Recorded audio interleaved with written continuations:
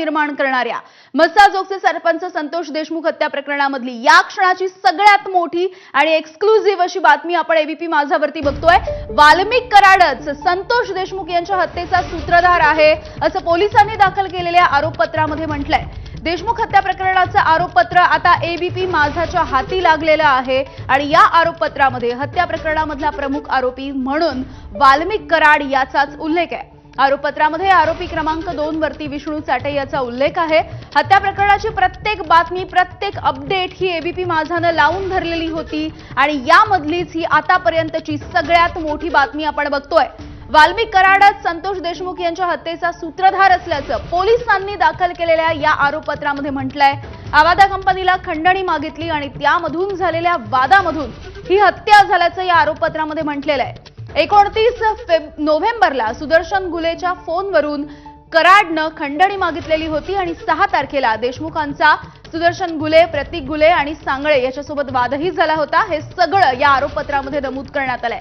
5 गोपनीय साक्षीदारांच्या जबाबाच्या नंतर कराडच्या विरोधामध्ये पोलिसांनी हे सगळे पुरावे गोळा केलेले आहेत।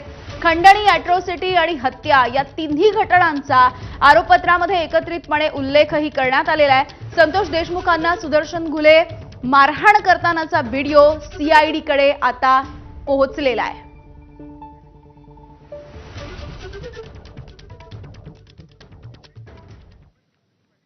गोविंद शेळके आमचे प्रतिनिधी आपल्या सोबत आहेत। गोविंद, ही घटना ज्या वेळेला उघडकीस आली तेव्हापासून आतापर्यंत प्रत्येक क्षणाची बित्तम बातमी तुम्ही संपूर्ण बीड आणि इतर आसपासचा जो परिसर आहे तो पालथा घालून सगळ्या महाराष्ट्रासमोर आणलेली आहे आणि आता अधिक मोठ्या पातळीवरची ही बातमी आहे, कारण वाल्मिक कराड हाच मुख्य आरोपी असल्याचं आरोपपत्रामध्ये म्हटलंय।